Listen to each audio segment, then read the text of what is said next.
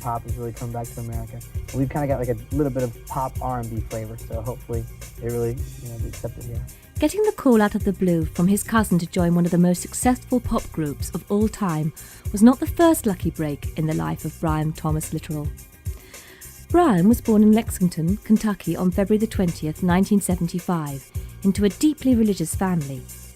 When he was 5, he was diagnosed as having a hole in the heart, and due to an innocent childhood accident, his condition was worsened. He had contracted a rare blood infection that was often fatal. Brian's mum was devastated. Every parent's nightmare is the death of a child. But due to her deep faith, she was able eventually to accept the possibility of Brian's death.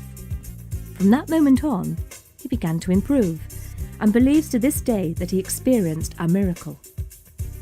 With religion such a strong part of his family's life, it was natural that Brian would end up singing in church. His first solo engagement was at the age of 6, in front of 1,500 people. But sport was Brian's first love, and as a child he dreamed of being a member of the Wildcats, Lexington University's basketball team. But Brian was short for his age and had to fight to prove his ability to play. He had a point to prove to bigger players, and this gave him the determination to win, a quality that would later prove invaluable as a member of the band. Until he was 17, a career in show business was the furthest thing from Brian's mind. The church was his life. He became known as an unusually gifted chorister. His close family bonds gave him an early maturity, and crucial to his development as a committed Christian were trips with his youth choir to inner city areas across Kentucky. It was here that Brian saw at first hand how difficult for others life could be. Brian's energy and quick wit made him a popular kid. He hung out with other kids from the high school chorus class. It was here that he learned to sing a cappella, and here that he first became aware of the transcendental nature of a truly powerful voice. Inevitably, perhaps, it was a talent contest that was to change his life. While singing a duet with a fellow school chorister, something extraordinary began to happen. As soon as Brian joined during the second verse, girls in the school audience began to scream. They were screaming so loud he could hardly hear himself sing. In that formative moment, he knew he was destined for something special.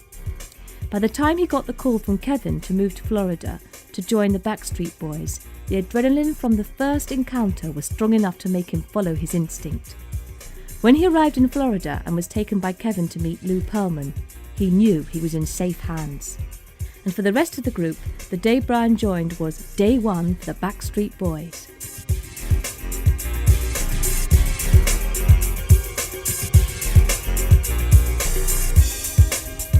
Never, profess to be perfect, that we are flawless, but I mean, when you are in the public eye, and especially when you have a young fan base, you just have to be aware of what you do and realize that people are looking up to you. In show business, the name of the game is work, work, work. A few months after Howie D had attended the auditions at Lou's house as Tony Donetti, a call came from one of his agents. Auditions were being held for a pop group. Howie thought, I've already done this, but decided to go anyway. When he made his way back up to Lou's house, he was so late he'd almost missed it. To Howie's amazement, he was welcomed with open arms. To Lou's relief, the elusive and now former Tony Donetti had returned. SeaWorld in Florida is perhaps not the most obvious place for an initial showcase gig. While the boys were not exactly thrown to the sharks, they were certainly thrown in at the deep end. Lou knew he had to start somewhere, but it was only 2 weeks since Brian had joined, and already the boys were booked for their first appearance. Though only a cameo appearance in a variety night, and although they only sang 4 songs, the reaction from the audience that night in the Nautilus Theatre was awesome. He'd only had a few days rehearsal, but Brian was great, and everyone, Lou included, was knocked out. But though their initial hopes seemed justified, this was only a tentative beginning. A lot of hard graft lay ahead.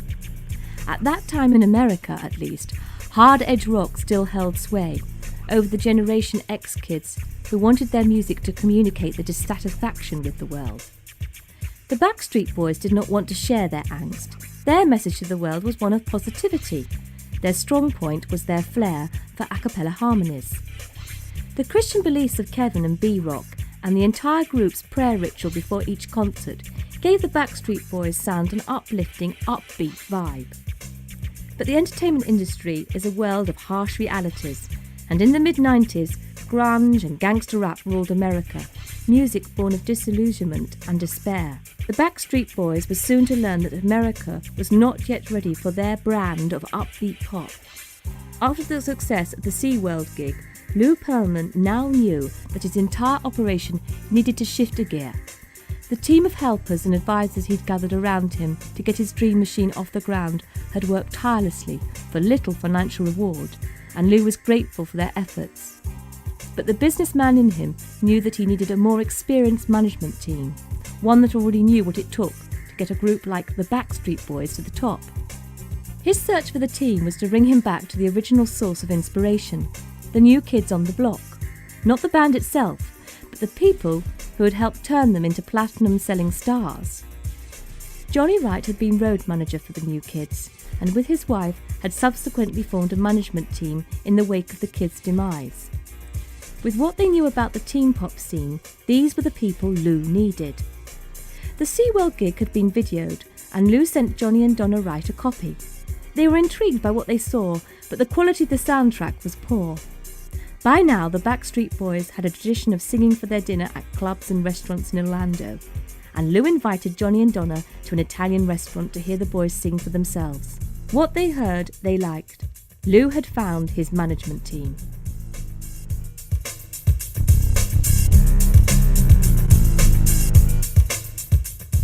First day that we got here, there was like 2 or 3 fans, and I guess they tell their friends, and their friends tell their friends, and now there's like 50 to 60 girls just, following us in packs. And At the same time that the grunge movement, headed by Nirvana and Pearl Jam, was busy displacing the old school of heavy metal bands, dressed in their mother's clothes and wearing their sister's makeup, in Britain, something entirely different was happening. The British dance scene, initially a curious amalgam of high-energy disco and European electronic music, was gaining phenomenal momentum. It was becoming an underground scene similar to the psychedelic movement that gripped London during the late 60s. While Kurt Cobain was busy exploring his existential angst and providing a focus for the children of dysfunctional hippie parents all over America, London was getting loved up.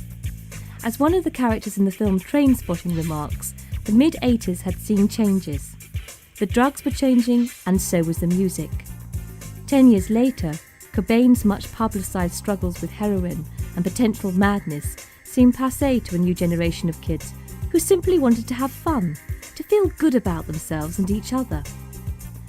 Although taking its cue from the warehouse music of Detroit and New York, the European dance scene soon fragmented, house with its escapist uplifting vibe, and trance techno dark and industrial.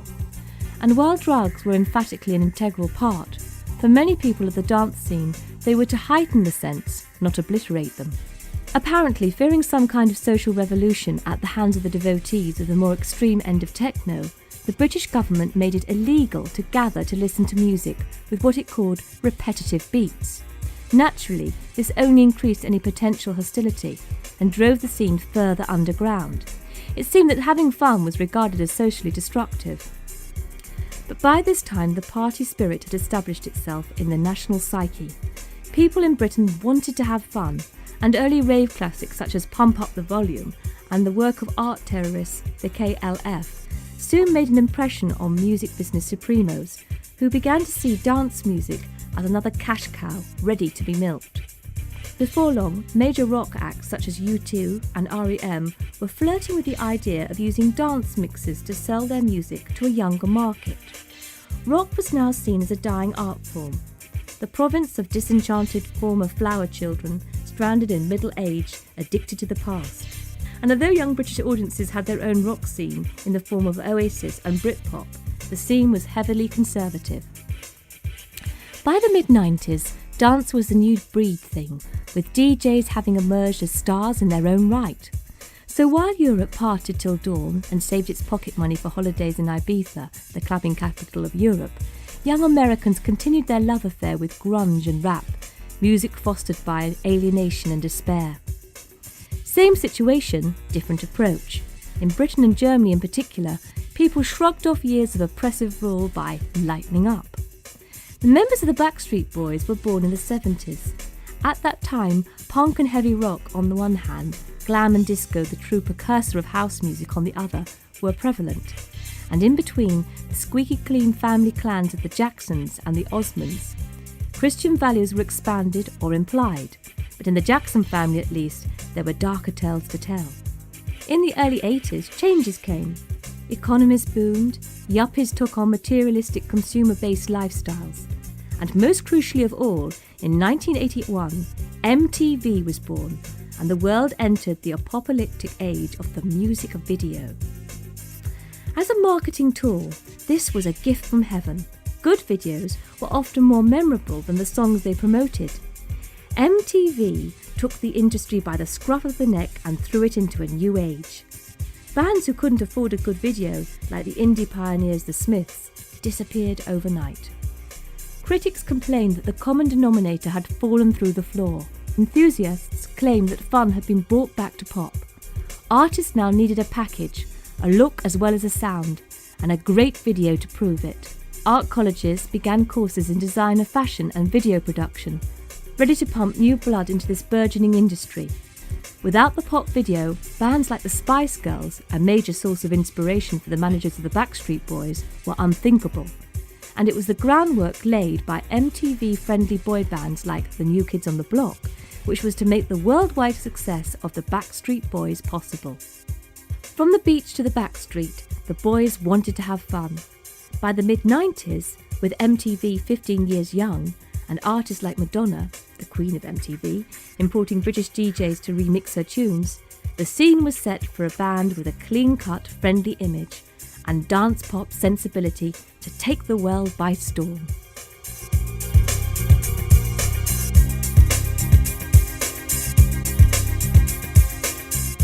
Back in the day, you had all the Motown singing groups and vocal groups, and those were our influences. So that's what we're trying to do. Now that Lou Pearlman had his new management team in place, the priorities were to get the boys some solid live experience and a recording deal. One of the first decisions made by Johnny and Donna Wright was to put the boys on a tour of schools across America, known as an Educational Scholastic Magazines Tour, ESM. This was a tactic which had proved successful with the New Kids on the Block. It was a way of toughening up the group, getting them used to the idea of working on the road, visiting new places day after day. It would help secure a fan base in the absence of attention from the media. They also recorded a song written by Lou, Tell Me That I'm Dreaming, and cassette copies of this tune were made to give away at their appearances.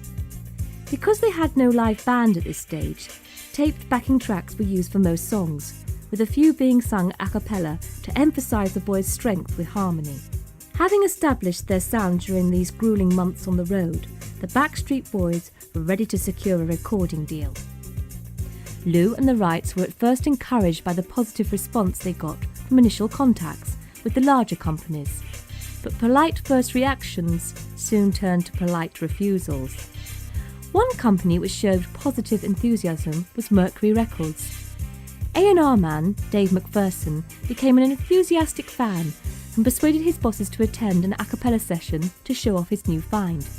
Mercury Records were impressed. Lawyers were instructed to draw up contracts, and everything seemed right. Then, without warning or explanation, the plug was pulled. Lou was used to rejections and refused to be discouraged. He knew that if you put out enough energy and believed in what you were doing, you would eventually get a result. By 1994, Dave McPherson had moved from Mercury Records to Jive and was able to persuade his bosses there to take on the band that had so impressed him months earlier. Jive agreed and a deal was signed. More hard work was to follow. Now that they had a contract, they could begin to record. But Jive knew that to rush things would be dangerous. The New Kids on the Block's first album had bombed because insufficient groundwork had been laid. The Backstreet Boys needed a fan base, and they needed to perfect their stage act. As they saw the group develop over the coming months, Jive assessed their options and settled on a producer for the first single, the Swedish Dennis Pop. In 1995, the Backstreet Boys flew to Sweden to record a song written by Pop's team. an energetic track called We've Got It Going On. Not a bad title, as it turned out. The session was such a success that they recorded 2 more tracks with Dennis, including Quit Playing Games With My Heart. Hearing the tracks played back, they all began to feel that at last the months of working and waiting were beginning to pay off. In August, We've Got It Going On was released in America to universal apathy. The press was complimentary, but MTV refused to play the video, and despite a chart entry at number 69, the single was dead in the water. A dance remix became popular in the clubs, but that market did not interest the boys. For the time being at least, America did not want to know. In Europe, however, it was different. Boy bands have always been popular, particularly in Britain and Germany. Take That were at the height of their success, and together with Boyzone and the Spice Girls, were keeping the flame of bright, fun, escapist pop burning with a frenzy. So if America wasn't yet ready for the Backstreet Boys, the market in Europe seemed wide open. In Britain, We've Got It Going On was featured heavily on radio playlists and earned a rave review from Smash Hits. Appearances on Live and Kicking and Top of the Pops followed, and a spot on the Ant and Dec Christmas cracker iced the cake. In the UK at least, the Backstreet Boys were a going concern. Furthermore, apart from their looks and youthful vitality, they could really sing, and British critics often liked to sneer at boy bands whom they felt were manufactured, hype-driven musical nobodies. The Backstreet Boys were ready to prove them wrong. Another single, the slower I'll Never Break Your Heart, achieved modest chart action in the UK, and the awards started coming in. Smash Hits voted them the Best New Tour Act of 1995. In Germany and Austria, they were received as stars. Real interest was being shown with a gold single and a #1 hit respectively. In Canada too, thanks to heavy rotation of the new single on radio stations in Montreal, the buzz was spreading. There was definitely something in the air, but it needed that miracle, the act of fate which would open the door to mega-stardom. That fateful occurrence came in 1996, when Britain was rocked by the devastating news that Take That were to split. Mass hysteria followed, with hordes of distraught young girls appearing on television to mourn and to wonder what to do with their shattered lives. In the UK at least, the door had been opened. In April 1996, the band released their debut album, titled simply Backstreet Boys. A third single backed by a heavy tour of Europe and the UK set the ball rolling. With the re-release of their first single in August, the Backstreet Boys flew to the top of the charts. But they still had to conquer America.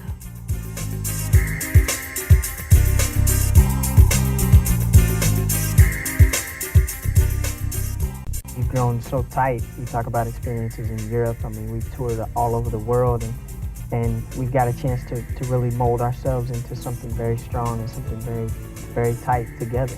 Tragic though the split of Take That may have been for their many fans all over the world, to the Backstreet Boys, it may have literally been a gift from God. Take That had shown beyond any doubt that there was a vast audience for upbeat pop music with crystal harmonies. Secondly, they left a huge gap in the market for a boy band with a bright new sound and an image to match. And the Backstreet Boys sound is an American sound based around pop, R&B and gospel. And with Middle America leaning towards a religious, family-based way of life, 5 young boys from decent backgrounds who had sung in a church and worked at Disneyland, what could be more appropriate? Here at last was a truly all-American group, clean living, homely and caring. Like the Beatles 30 years before them, they could appeal across the generations to mums, grands and kids alike. Meanwhile, grunge was on the way out. The fans had found other preoccupations: college, relationships, kids of their own, responsibilities. They wanted their music to be less raw and depressing. Kurt Cobain committed suicide, and an entire generation lost its spokesman. In America, popular culture was changing, not only music, but movies and television too. In both Britain and America, bubblegum pop was back, with bands like Hanson and their contemporaries brightening up the airwaves. It was cool to be happy. The Backstreet Boys released their second CD, Backstreet's Back, on August 12, 1997. An intensive tour of Canada's biggest cities followed, playing venues sold out to fans seeing the band for the second or third time. With another territory under their belt, finally the time was right for the Backstreet Boys to return to America. In 1997, the US Census Bureau recorded that there were 37 million kids between the ages of 10 and 19 in the United States, providing a formidable market for teen-based merchandising. Groups offering a diverse, yet homogeneous range of sounds and styles, such as Hanson and the Spice Girls, began to make an impression on young American audiences. Hip-hop was becoming more user-friendly. Cultural barriers and boundaries were breaking down, influenced by sweet soul singers from previous generations such as Luther Vandross. The music was changing. Since Michael Jackson rewrote the Book of Rules by turning the music video on its head and playing to packed audiences all over the world, it had become easier for groups to cross cultural barriers. And with the arrival of the internet and email in such a big way, whole communities of fans could talk to each other about their shared passion, day and night with anyone in the world. Websites provided tour information, gossip and opinions. Debates raged constantly. All this activity widened the community of fans and increased the mystique. So with one eye on the fanatical enthusiasm of their audience, in places as diverse as Spain, Israel, France and Japan, the Backstreet Boys kept close tabs on changes occurring at home. Whilst foreign fans spread the word via the web to the folks in the USA that the Backstreet Boys were really worth listening to, in 1997, the group could seriously consider conquering their own home ground.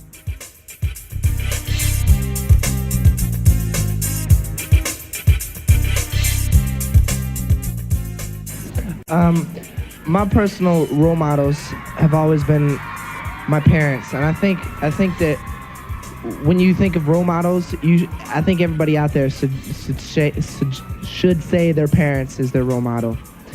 And musically wise, I've always liked a singer from a group called Journey. His name was Steve Perry. Just always been one of my favorites. At some point, it must have occurred to Lou Pearlman, Big Popper to the Backstreet Boys, that maybe he'd got it wrong, that his proud, shiny dream machine was actually a dud. In moments of self-doubt, it must have been conceivable that he had assembled a bunch of unmarketable no-hopers. Headed by a former blimp salesman and including a Christian from the backwoods and a frustrated teenage fighter pilot. But in 1997, 5.4 million copies of the Backstreet Boys' self-titled CD had been sold outside of America. They had achieved stardom all over the world to an extent they could never have imagined. But now they wanted to be welcomed and respected by their fellow Americans. To the Backstreet Boys, this would mean that their success was complete. But their experiences during the previous 2 and a bit years had taught them not to be complacent. They had a chance to refine their craft, to make sure that when they released a CD aimed specifically at the American market, it would be as good as it could get. Some new tracks, including a collaboration with PM Dawn, were recorded. The new songs reflected the growth of their own particular tastes and styles, with some stonking dance tracks, livening the mix of ballads and smooth R&B. The CD that was finally released for their own domestic market was an amalgam of these new tracks and their early hits. The album that hit the shops in America in August 1997, though titled Backstreet Boys, was significantly different than either of the 2 albums previously released. The right mix of sunshine and magic honed to perfection, and the magic worked. The new single, Quit Playing Games, quickly became the summer soundtrack of 1997, clocking in an impressive 3 months in the Billboard Top 3. Fan-only giveaways and merchandising available only at certain stores or through some magazines pumped up the frenzy. BSB America Mania was underway. Soon the fans began to show their appreciation on the web. On the first day, their site received over 100,000 hits, causing the system to overload. A second US single, As Long As You Love Me, also charted, achieving crossover status on many radio stations across the country. After 3 months, their American CD album had sold over 500,000 copies. An event now occurred which meant that the wheel had turned full circle. The Backstreet Boys were special guests on the Christmas TV special and Magical Walt Disney Christmas. They had returned to Florida and Disney World as superstars. By the end of the year, Quit Playing Games stood in the Billboard chart 1 place below the Spice Girls and 1 place above Hanson. Into 1998, and no sign of the Backstreet Boys wagon slowing up. Their schedule included extensive tour dates, TV specials, Wembley Arena, and an unplugged session for German TV. The success they had wanted and worked so hard to achieve was theirs. But when you've accomplished what you've set out to do, what do you do next? As a show business phenomenon, the Backstreet Boys are remarkable.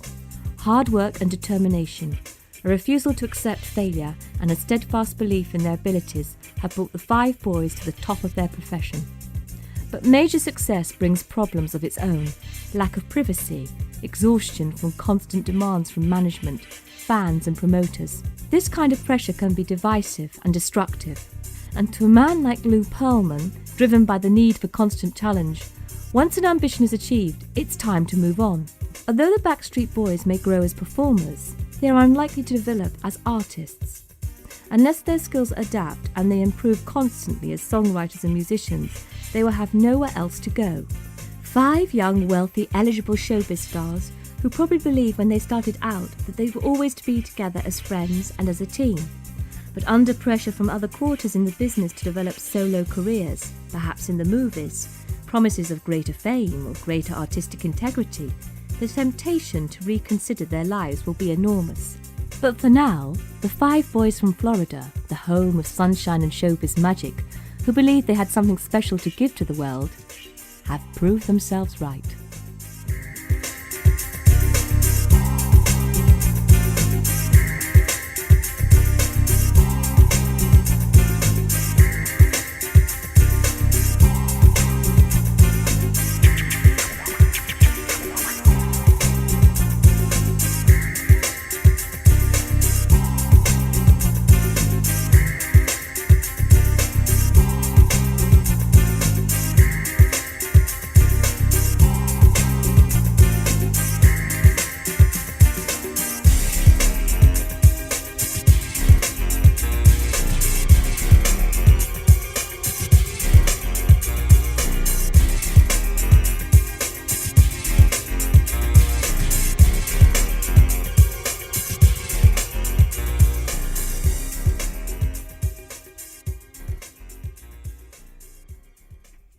Thank you for buying Maximum Backstreet Boys. We hope you enjoyed it. Watch out for further titles on Chrome Dreams coming up soon.